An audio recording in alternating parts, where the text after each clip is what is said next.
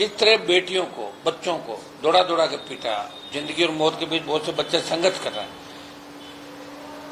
Intelligence failure रहा दिल्ली का, इतने बच्चे आगे 5 दिन से दिल्ली के अंदर हालत खराब हो रखी है, जाम लगा हुआ दिल्ली के अंदर, नेट बंद कर दी गई, लोगों को बहुत असुविधा का सामना देश राजधानी के अंदर करना पड़ रहा है। और ये धर्मेंद्र प्रधान का इस्तीफा प्रधानमंत्री को क्यों भेजा, सीधा राष्ट्रपति को भेजते हैं। और इस्तीफा क्या है, प्रधानमंत्री को बर्खास्त करना चाहिए धर्मेंद्र प्रधान को, तब एक मैसेज जाता। अभी धर्मेंद्र प्रधान चूंकि इनका नजदीकी व्यक्ति है और बहुत से सरकार के राज जानते होंगे, इसलिए सरकार को भी जोर आता है हटाने में। लेकिन एक चीज तय है कि देश का नौजवान अब मोदी सरकार पे भरोसा बिल्कुल नहीं कर रहा। ये पेपर लीक के खिलाफ कोई विधेयक लेके आ रहे हैं, तो विधेयक से कर क्या लोग? अभी विधेयक है ना, हत्या करने पे फांसी की सजा, बलात्कार पे फांसी की सजा होती कितने लोगों को ये बताओ? 1000 में से 1। नीचे का कोर्ट, ट्रायल कोर्ट फांसी करेगा, हाई कोर्ट स्टे कर देगा और सुप्रीम कोर्ट बरी कर देगा। तो फिर इन कानूनों का और विधेयकों का फायदा क्या? जब तक आपकी अनुपालना सही ढंग से नहीं हो, कानून की पैरवी सही ढंग से नहीं हो, और जो आपकी सरकार जिस तरह किसी केस का पीछा करती है, तो सरकार का जो तंत्र है नीचे, गवर्नमेंट एडवोकेट, एजी, ये लोग कई बार सामने वाली पार्टी से सेटिंग करके और केसों को कमजोर करके बरी करा देते हैं। तो कहां जाएगा आम आदमी, बताओ मुझे? सिर्फ आंदोलन को खत्म कराने के लिए बच्चों में मैसेज देना, हम कड़ा कानून लेकर आए। कानून तो पहले वाला ही कड़ा ही है, कानून पहले वाले में 5 साल की सजा होगी। अब करें कानून लेकर आ रहे हो, 10 करोड़ का जुर्माना होगा। भैया 10 करोड़ का जुर्माना होगा, जो पेपर लीक कराएगा वो 1000 करोड़ कमाएगा, वो 10 करोड़ दे देगा, उसके क्या? तो ये कोई नया कानून लाकर देश की जनता को फिर बरगलाने का प्रयास मोदी सरकार कर रही है। हम चाहते थे इस परीक्षा प्रणाली में सुधार कैसे हो, इस पर चर्चा हो और प्रधान का इस्तीफा पहले हो। इस्तीफा और इस्तीफा स्वीकार हो या नहीं हो, लेकिन धर्मेंद्र प्रधान अब देश के नौजवानों की नजरों से गिर चुके हैं बुरी तरीके से। हर छात्र, स्टूडेंट, बड़े, सब प्रधान के नाम से, उनकी फोटो से उनसे नफरत करने लगे। यही वो व्यक्ति है जो पेपर लीक करा रहा। मेरा इसके अंदर है कि पेपर लीक की घटनाएं दोबारा नहीं हो। और मेरी कांग्रेस सरकार से भी मांग है कि आपके जमाने में जो पेपर माफिया थे, उन पेपर माफिया को भी, जो वर्तमान के उस समय के मिनिस्टर कौन कौन थे, रीट में कौन था, अन्य जगह कौन था, कहां आपने छापे मारे, तो वो अच्छे पदों पर उनको भी हटाओ। केरल के अंदर भी हटाओ, कांग्रेस सरकार है। कर्नाटक में हटाओ। अभी आपका एक जगह हिमाचल में पेपर लीक हुआ, जहां कांग्रेस की कांग्रेस तो बहुत बाद में आई आंदोलन के अंदर, हम तो पहले ही चले गए थे। कांग्रेस को जब लगा कि हमारी रील नहीं बन रही है, करें क्या, न्यूज बनी नहीं, तो प्रधानमंत्री को धरना दे दिया। अच्छी बात है, सबसे बड़ा दल है इंडिया अलायंस के अंदर, हम सब एक हैं।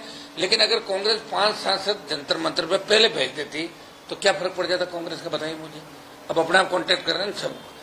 तो ये जो कमजोर विपक्ष है, इसलिए मोदी जी इस तरह की हरकतें कर रहे हैं। इस बार जब विपक्ष मजबूत हुआ, हम एकजुट हुए, चाहे महिला आरक्षण का बिल पहले लेके आए, हमसे पास कराया 23 के अंदर, और नया फंडा उसके अंदर लेके आए, सिर्फ तमिलनाडु और बंगाल इन चुनाव के लिए। विपक्ष जब एक रहा, हम महिला आरक्षण के खिलाफ नहीं थे। हमने कहा ओबीसी की, देश की जनगणना करा के ओबीसी की जनगणना कराओ और उसमें SC/ST के साथ ओबीसी का आरक्षण दो और फिर महिला आरक्षण दो। ये हमारी डिमांड थी। वो डिमांड नहीं मानी अभी तक और वो बिल गिर गया था, उसमें विपक्ष एकजुट था। और मैं आपको बता दूं, देश के अंदर पेपर लीक के साथ जो राम मंदिर का चंदा चोरी, ये 2 प्रमुख मुद्दे थे। और ऑल पार्टी मीटिंग के अंदर भी हमने 2 ऑल पार्टी मीटिंग हुई, एक बार सरकार ने ली, एक बार लोकसभा अध्यक्ष ने ली। दोनों में हमने पेपर लीक पे चर्चा कराने और राम मंदिर की जो चंदा चोरी, उस पर बेरोजगारी और 4-5 जो इश्यू है देश के प्रमुख, उन पर चर्चा कराने की बात हमने करी थी। लेकिन दूसरे दिन दुर्भाग्य से बच्चों को लाठी से पीटा, हमारी बालिकाएं घायल हो गई, कपड़े फाड़ दिए निर्दोष बच्चों के, पैरामिलिट्री और दिल्ली पुलिस ने। ये बहुत दुर्भाग्यपूर्ण है, इसी पूरा देश निंदा करता है। और जब मोदी अमित शाह को ये लगा कि गलत हो गया हमसे, और बीजेपी के नेताओं के बच्चों ने भी कहा वहां प्रोटेस्ट में जाके कि पापा आपको शर्म आनी चाहिए, हम ये देश ही नहीं रहेगा तो हम कहाँ रहेंगे। और हमारे जिनके बच्चे छोटे, वो सब कह रहे थे कि दीदी लोगों को मार रहे हैं, बच्चों को मार रहे हैं। तो एक जलियांवाला बाग की जो घटना थी, उसकी पुनरावृत्ति मोदी सरकार ने जंतर मंतर और दिल्ली के अंदर करी। इसका विरोध हम लोगों ने जबरदस्त तरीके से किया और उसमें पैलेट गन का भी शायद हुआ था, बच्चों के चोटें लगी। अक्सर छात्रों पर नहीं करते, वाटर कैनन और ये दूसरे छोटा मोटा डंडे वंडे पटक देती है पुलिस। बेरहमी से मारा लोगों को। एक व्यक्ति का वीडियो वायरल हुआ, वो कह रहा मुझे मारो, तो उसको मारते जा रहे हैं। बताओ, कोई अगर ये कहते मुझे मार लो, उसके बाद मारे थोड़ी जाता है, तो अपनी संस्कृति है। लेकिन घेर घेर के जिस तरह पीटा। और दूसरा, बीजेपी के प्रदेश अध्यक्ष मदन राठौड़ ने जो बयान सुन रहा था मैं, मदन राठौड़ अभी भी मैच्योर नहीं है, उम्र उनकी हो सकता बड़ी हो, और जिस तरह इसलिए नहीं किया ना, प्रेमचंद का भी नंबर है उसके अंदर, सोचे भाई साथ ही करने का, और पोपा भाई का राज है।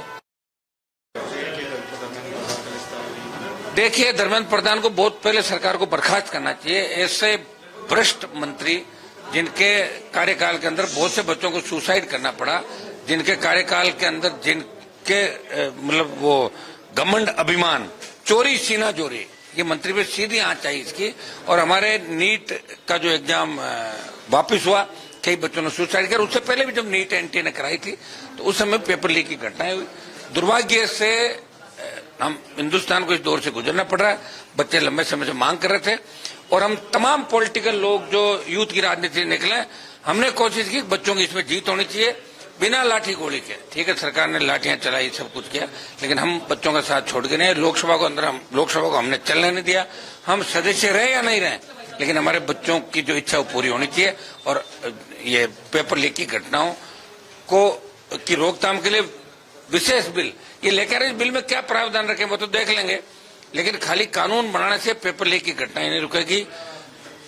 नीयत ठीक होगी, जब देश में बैठे नेताओं की नीयत ठीक होगी और जो अधिकारी वहां लगे हुए हैं उनकी नीयत ठीक होगी, तो तब पेपर लीक की घटना। अब तो कह रहे हैं शिक्षा सचिव किसी ऐसे व्यक्ति को बनाया जिस पर आरोप थे और उससे हटा के और इधर लेके आ गए, तो बहुत बड़ा दुर्भाग्य है। हम लड़ेंगे, आज नहीं तो कल फिर लड़ते रहेंगे, करते रहेंगे, लेकिन हम देश को इस तरह बर्बाद नहीं होने देंगे।